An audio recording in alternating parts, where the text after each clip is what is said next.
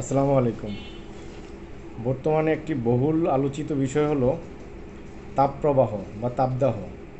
এই তাপদাহে সবচেয়ে বেশি ক্ষতিগ্রস্ত হবে মৎস্য সেক্টর।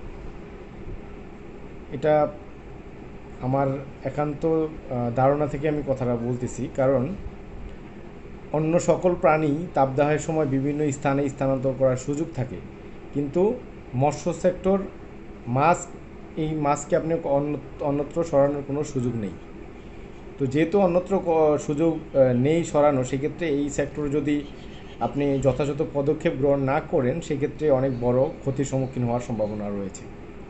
তো তাপদাহে মৎস্য সম্পদ সংরক্ষণে কিছু বিষয় যদি পূর্ব থেকে আপনি পালন করেন বা পূর্ব থেকে কিছু বিষয় যদি আপনি মেনে চলেন, সেক্ষেত্রে আপনি এই এই ধরনের দুর্যোগ থেকে মৎস্য সম্পদকে সংরক্ষণ করতে পারবেন।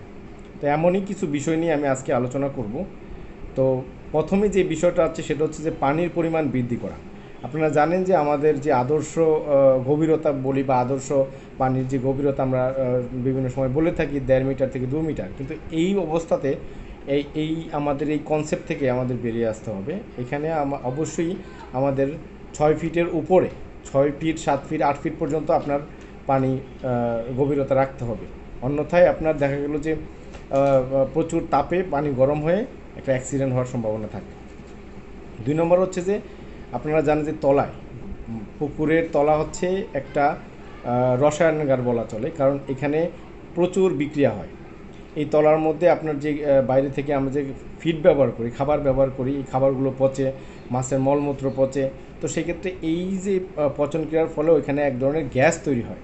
আর এই গ্যাসগুলো আপনি যদি কন্টিনিউয়াসলি রিমুভ না করেন, হররা টানার মাধ্যমে যদি রিমুভ না করেন, সেক্ষেত্রে দুর্ঘটনা ঘটার সম্ভাবনা আছে।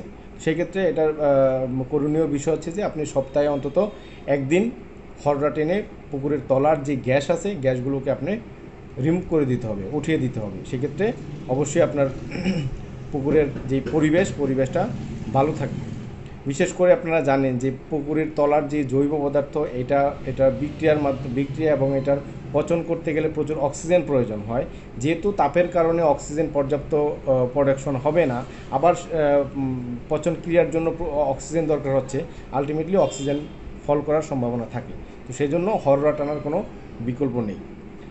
নার্সারি বা অন্যান্য পুকুরে আমরা শুরুতে বলতাম যে নার্সারি পুকুরে যে আপনার এই 10% বা 20% জায়গা ছায়াযুক্ত করে রাখার জন্য, কিন্তু এখন শুধু নার্সারি না, নার্সারির পাশাপাশি যে মাছ চাষের যে পুকুরগুলো রয়েছে, এই পুকুরগুলোকেও আপনি একটা অংশ পুকুরের আয়তনের 10% বা 20% জায়গা আপনি কচুরিপানা বা অন্য যে কোনো মাধ্যমে একটা ছায়াযুক্ত অবস্থায় রাখতে হবে, যেন অন্তত মাছ যদি স্বাভাবিক অবস্থায় যদি পানি বেশি গরম হয়ে যায়, অন্তত একটা পর্যায়ে যেয়ে অন্তত কিছু সময়ের জন্য সে যেন রেস্ট নিতে পারে, সেজন্য একটা অংশ আপনাকে ছায়াযুক্ত করে রাখতে হবে।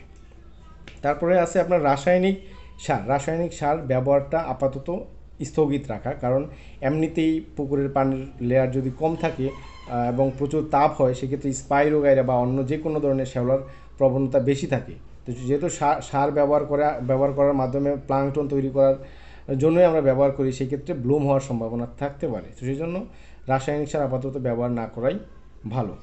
তারপরে গভীর নলকূপের পানি সরবরাহ, এটা একটা গুরুত্বপূর্ণ বিষয়। আপনারা জানেন যে প্রচুর গরমে নলকূপের পানি একমাত্র যথেষ্ট ঠান্ডা থাকে, এবং এই নলকূপের পানি যদি আপনি সরবরাহ ব্যবস্থা সুন্দর করে রাখেন, কন্টিনিউয়াস রাখেন, তো সেক্ষেত্রে পানির যে তাপমাত্রাটা বাড়ার সম্ভাবনা কম থাকবে। এবং শুধু পানির তাপমাত্রাই না, এবং পানির সার্বিক অবস্থাও ভালো রাখার জন্য আপনার নলকূপের পানি সরবরাহ অত্যন্ত গুরুত্বপূর্ণ। এবং ছোট বড় মাঝারি যাদের খামার আছে, প্রত্যেকেই এই ব্যবস্থাটা করা জরুরি বলে মনে হয়।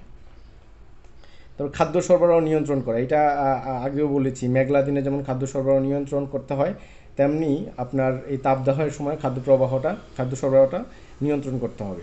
খাদ্য সরবরাহ নিয়ন্ত্রণ বলতে একটা নির্দিষ্ট টেম্পারেচারে মাছ খাদ্য গ্রহণ করে না, বা দেখা গেল যে খাদ্য গ্রহণে অনীহা দেখা দেয়, তো সেক্ষেত্রে অতিরিক্ত খাদ্য প্রয়োগের ফলে আপনার সেই খাদ্য গ্যাসের রূপান্তর হতে পারে। তো সেজন্য মাছের অবস্থা বুঝে, মাছের খাদ্য গ্রহণ হার বা টেন্ডেন্সি বুঝে আপনি যতটুকু প্রয়োজন খাদ্য সরবরাহ নিশ্চিত করবেন। তারপরে আছে আপনার পুকুরের বাতাস প্রবাহ। অনেকের পুকুরে এরকম দেখা যায় চারপাশে প্রচুর গাছপালা, যার জন্য বাতাস প্রবাহটা বাধাগ্রস্ত হয়। পর্যাপ্ত বাতাস প্রবাহ থাকলে আপনার পুকুরের অক্সিজেন সরবরাহ থাকবে, অক্সিজেন সরবরাহ বাড়বে। তো সেক্ষেত্রে অবশ্যই চেষ্টা করবেন পুকুরের আশপাশ পরিষ্কার রাখতে এবং প্রচুর পরিমাণ বাতাস প্রবাহ যেন থাকে, এতে করে পুকুরের অক্সিজেন সরবরাহটা ভালো থাকবে, মাছ সুস্থ থাকবে, পানির টেম্পারেচারটা নিয়ন্ত্রণে থাকবে। এরপর এয়ারেটর মেশিন, আপনারা জানেন যে আধুনিক মাছ চাষে এয়ারেটর মেশিন একটি গুরুত্বপূর্ণ মৎস্য চাষ উপকরণ হিসেবে পরিচিতি পেয়েছে। এই এয়ারেটর মেশিন আপনার মৎস্য সম্পদকে বিভিন্ন দুর্যোগপূর্ণ আবহাওয়া থেকে রক্ষা করবে। সেজন্য ছোট বড় মাঝারি খামারি যারা আছেন প্রত্যেকেই তার সাধ্য সামর্থ্য অনুযায়ী এয়ারেটর মেশিন বসানোর চেষ্টা করবেন। তারপর আছে পানির প্যারামিটার চেক করা। এই জিনিসটা এখন স্মার্ট বাংলাদেশ, হ্যাঁ, স্মার্ট বাংলাদেশ, মৎস্য চাষিরাও স্মার্ট হচ্ছেন। তো আমি বলবো যে প্রত্যেক মাছ চাষি তার নিজস্ব প্যারামিটার চেক করার জন্য, পানি প্যারামিটার চেক করার জন্য কিছু যন্ত্রাংশ কিনে নেবেন, যেন তাৎক্ষণিকভাবে আপনি আপনার পুকুরের পানির অক্সিজেন, পিএইচ, অ্যামোনিয়া চেক করে প্রয়োজনীয় ব্যবস্থা গ্রহণ করতে পারেন। তো এই বিষয়গুলো যদি আপনি এখন থেকেই আপনার প্রয়োজনীয় পদক্ষেপ গ্রহণ করেন, সেক্ষেত্রে আপনার এই তাপদাহ বা মেঘলা আকাশ, দুর্যোগপূর্ণ আবহাওয়া থেকে আপনার মৎস্য সম্পদ আপনি সুন্দরভাবেই সংরক্ষণ বা রক্ষা করতে পারবেন। সকলকে ধন্যবাদ।